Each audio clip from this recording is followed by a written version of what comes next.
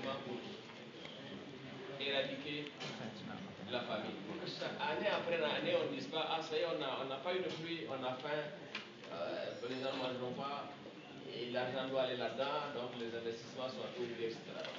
Les 3 N, j'ai une présentation ici, je ne veux pas vous fatiguer avec ça, sur les 3 N, parce que le travail que j'ai fait avec les Nations Unies portait un peu sur la sécurité alimentaire et la nutrition. Et dès que j'ai vu cela, moi ça m'a... camarades, s'il vous plaît. On va continuer ce que vous faites là tout à l'heure.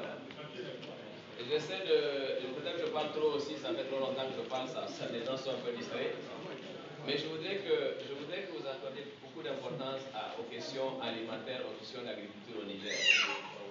Parce que chacun d'entre nous, il y en a qui sont de Koloma, il y en a qui sont de Tagabati, il y en a qui sont de Liboré, il y en a qui sont de, je ne sais pas d'où, Ina Tagabati, par hasard. Et Liboré aussi. Et il y en a qui sont de etc. Tous ces coins-là ont des problèmes. Et nous ne pouvons pas aller dormir tranquillement sans penser à nos parents qui souffrent. Et c'est pour ça que les questions alimentaires, au-delà de la conjoncture, sont des questions auxquelles vous, en tant que membre de la diaspora, qui avez accès à d'autres connaissances, à d'autres réalités, doivent prêter attention et pouvoir donner des conseils ou dire peut-être que le pays devrait aller dans ce sens. On s'appelle dans ce cadre que le président Issoufou avait conçu les 3 N, dont les principes d'intervention, je peux vous dire très rapidement, nous devons nous concentrer un peu plus sur la commune, le village et l'exploitation agricole familiale. Pourquoi nous avons des problèmes dans notre agriculture si ce n'est pas, entre autres choses, que la production ou l'exploitation agricole familiale est tombée à des études où on n'a plus de moyens de subvenir aux besoins des gens. Faire une approche village par village, commune par commune, avec l'implication effective des populations. Souvent, on fait des grands projets, on oublie les populations. On ne leur demande pas leur avis.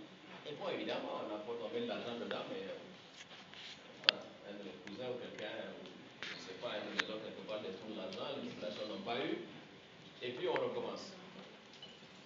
Il faut que nous, de façon claire, on cible l'augmentation des rendements des principales cultures vivrières. Le mil, le sorgho, le riz, le blé, le maïs. Et aussi, ma mère peut, pour un bon peu, les ressources animales. On oublie qu'on a un cheptel de 15 millions de têtes à peu près, qui est le plus important. Mais qu'est-ce que nous en faisons? Dès qu'il y a sécheresse, c'est notre stockage. Ou alors, mon frère, là, il a beaucoup d'argent, il va voir le Paul du coin ou le monsieur du coin, il achète à vil prix tout ce qu'il a. Et puis on recommence, etc. Il faut qu'on fasse un effort dans ce domaine-là pour que l'élevage soit un peu plus moderne. Il faut aussi qu'on, de façon durable, on gère nos ressources naturelles, nos sols, pour assurer la durabilité de la base productive de l'agriculture. Il faut aussi, et je parlais de connaissances tantôt, il faut valoriser les compétences. On ne sait plus qui fait quoi au Niger dans le domaine agricole, aussi bien au plan administratif,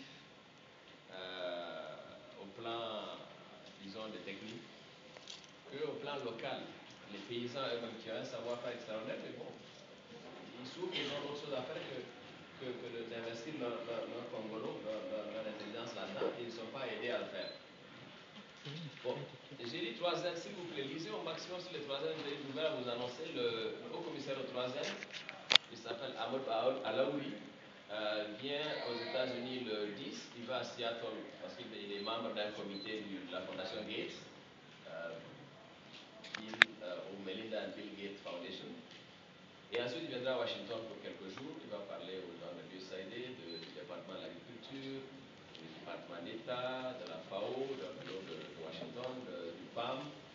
On voit un peu ce que le Niger fait pour que les gens comprennent et le soutiennent. Mais essayez, pour ceux d'entre vous qui peuvent le faire, essayez lorsque vous allez sur Internet, là, au lieu de lire que tam-tam, tapez 3N Niger, voyez ce que ça contient. Ou alors, moi je vais envoyer les documents essentiels. confidentielles, hein, ce n'est pas des livres, au président pour qu'il partage les uns les autres. Et réfléchissez ensuite à comment vous pouvez contribuer à une initiative aussi majeure qui n'a rien à voir avec la politique. Ce n'est pas le vote pour Lumana, le vote pour PNS, le vote pour CDS, mon grand copain de collège, Maman Ousmane. Ce n'est pas celui du MNZ de Seyni Omar, etc., y compris même notre petit parti là. C'est pas ça. Ça, c'est la survie du parti Niger. Vraiment, il faut que nous voyons comment nous pouvons contribuer. Peut-être certains, je parle français, je ne sais pas tout le monde comprend français et je parle beaucoup. Ne savent pas de quoi je suis en train de parler. Mais précisément ceux qui ne parlent pas français, là, peut-être qu'ils savent mieux que nous de quoi on parle quand on parle de la survie alimentaire et du programme. Non, vraiment, il faut que nous penchions sur des choses sérieuses qui ont fait ce pays. Ce pays a été fait sur cette base-là. Mike, I'm sorry to go back to you again. But where did your grandparents come from? The grandparents came from Missouri. Their relatives, their grandparents came from northern France and from Germany. Ok, lui, ses parents viennent jusqu'à la région de Strasbourg et tout ça, enfin le nord de la France en tout cas et l'Allemagne. Bon, beaucoup de gens sont venus ici, ses grands-parents quand ils sont venus ici, beaucoup sont venus parce qu'ils ont eu faim. Beaucoup sont venus parce qu'ils ont été persécutés politiquement. Les Irlandais sont venus parce qu'il n'y avait plus de pommes de terre. On ne va quand même pas vider le Niger parce qu'il y a moins de mil, moins de sorgho, moins de maïs. Il faut que nous fassions notre pays pour ça. Et quand ils sont venus, parce qu'ils ont eu faim là-bas, parce qu'ils ont été persécutés là-bas, ils sont occupés de leur agriculture, ils sont occupés de leur liberté, ils sont occupés d'asseoir une démocratie pour que personne ne persécute. Je pense que c'est ça qu'il faut que nous retenions. Et c'est ça qui fera que nous pourrons contribuer demain. Parce que quand il y aura des réussites individuelles ou collectives parmi la diaspora du Niger ici, qu'on le veut ou non, les gens qui nous viennent vers vous, quand il y a vote là, ils vont s'intéresser beaucoup plus à nous et nos idées vont contribuer à faire avancer notre pays. Bon, peut-être que le diplomate ne parle pas comme ça, mais je suis désolé, mais je ne me considère pas comme diplomate quand je viens vers mes frères. Je pense qu'on doit parler librement. Cela dit, je voudrais terminer sur quelque chose. Alors, organisez-vous pour être l'exemple. Je suis d'abord allé à Harrisburg en sachant que la diaspora à Harrisburg a pris ses racines sont ici à Greensboro. Pourquoi? Parce que bon, ils avaient déjà une forme d'organisation. Donc l'ambassade devait forcément en tenir compte. Ce n'est pas parce que seulement ils sont à 2 heures de nous. C'est à cause de ça aussi. Je sais, le président m'a dit, Excellence, ne vous en faites pas. Greensboro, là, que j'ai vu il y a quelques jours, c'est reparti. Pour ça, dans la bonne direction. Donc, faisons un effort dans ce cadre-là.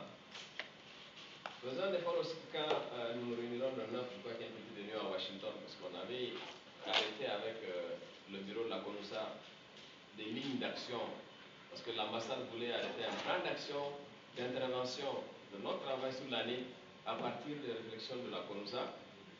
Le 9, on va se retrouver autour de ce document pour l'enrichir avec la contribution de certains Nigériens qui sont à la Banque mondiale, dont j'ai vu Issa Agamou, dont, comment il s'appelle là aussi, Salifou, notre soeur qui a Nogels, Husseina, Alidou, etc. Plus les gens qu'on appelle les amis du Niger, les gens qui travaillent à Niger. On va faire un document un peu plus finalisé que le président va envoyer vers les différents bureaux.